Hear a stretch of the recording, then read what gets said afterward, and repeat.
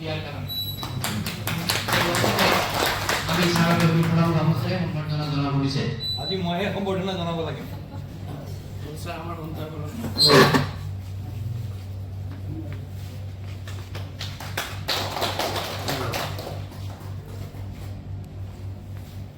মই ভাবোঁ যে এইটো আমাৰ দায়িত্ব, আপোনালোকক আজি সন্মান জনোৱাটোৰ দায়িত্বটো আমাৰ।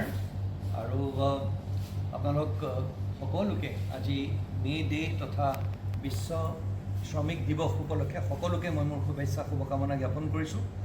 আৰু আমি একেলগে মিলি এই সমাজখন আগবঢ়াই লৈ যাব লাগিব। আৰু আমাৰ ধৰি লওক পৰিকল্পনা থাকিব পাৰে, আমাৰ চৰকাৰৰ বা আমাৰ প্ৰশাসকসকলৰ পলিচি থাকিব পাৰে, কিন্তু যেতিয়া শিল্প বিপ্লৱ হৈছিলে, শিল্প বিপ্লৱ হোৱাৰ সময়ত 1886 চনত এটা হৈছিলে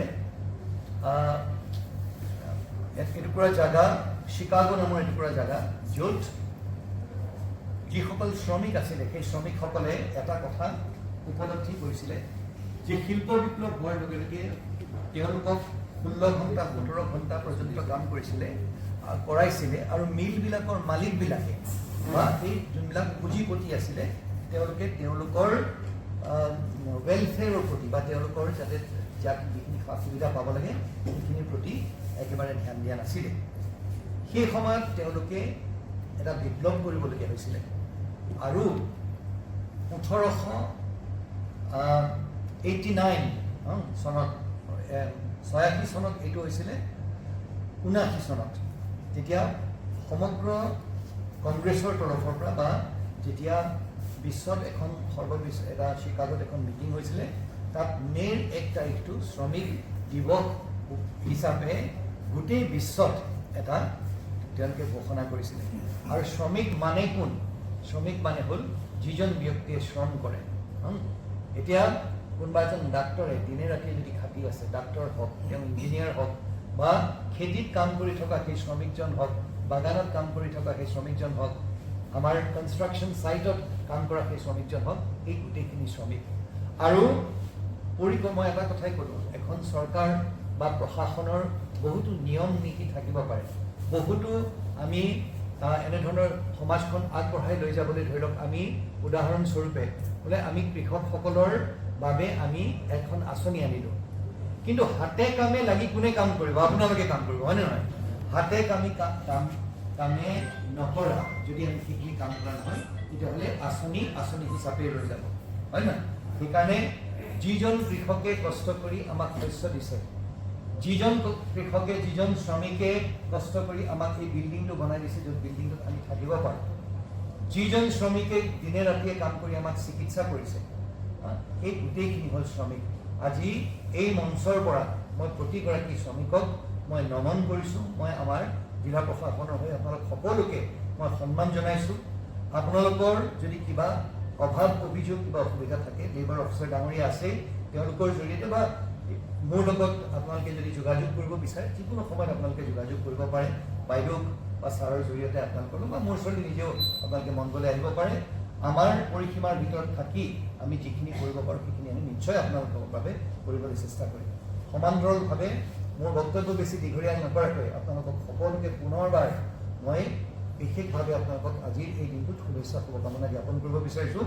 আৰু আজিৰ এই দিনটোত ভূপেনদাৰ এটা গীত এটা আছে, মানুহে মানুহৰ বাবে যদিহে অকণনে ভাবে। এই গীতটি আমি সকলোৱে মিলি পেলাই গাম, যিসকলে জানো, নহ'লে হাত বাপৰি গাম। আজি মই ভাবোঁ যে ভূপেনদাৰ এই গীতটো শ্ৰমিকসকলৰ বাবে, আমি সকলোৱে এজনে এজনৰ বাবে যদি নেভাবোঁ, তেতিয়াহ'লে কিন্তু এই সমাজখন চাৰিওপিনে বিশৃংখল হৈ যাব। আৰু আজি আমাৰ শ্ৰমিকসকলে মৌনভাৱে কোনো প্ৰচাৰ বিমুখ তেওঁলোকে সেইখিনি কামেই কৰিছে। সেইকাৰণে তেওঁলোকৰ বাবে আজি প্ৰথমতে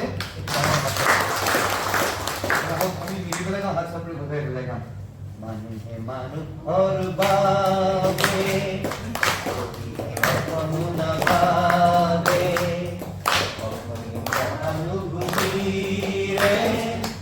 ভাবিব কোনে নোপোৱা সমনীয়া, মানুহৰ বাবে মানুহে মানুহক বেচিব খুজি, মানুহে মানুহক কিনিব কিনিব খুজি মানুহে মানুহক বেচিব খুজি মানুহে মানুহক কিনিব খুজি পুৰণি ইতিহাস দোহাৰিলে ভুল জানো নহ'ব কোৱা সমনীয়া মানুহে মানুহৰ বাবে চকুৰে অকণো নাভাবে সহানুভূতিৰে ভাবিব কোনে নোকোৱা সমনীয়া মানুহৰ বাবে দুৰ্বল মানুহে যদি জীৱনৰ প্ৰবাহ নদী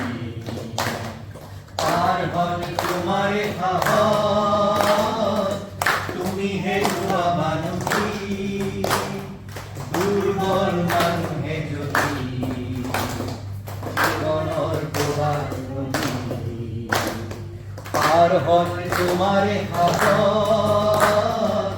তুমি হেৰুৱা মানুহ মানুহ যদিহে নহয় মানুহ দানৱ কাহানিও নহয় মানুহ যদি দানৱ কাহানি বা হয় মানুহ লাজ পাব কোনে নোকোৱা সমনীয়া মানুহৰ বাবে অকণো নাভাবে সহানুভূতিৰে ভাবিব কোনে নোকোৱা সমনীয়া মানুহৰ বাবে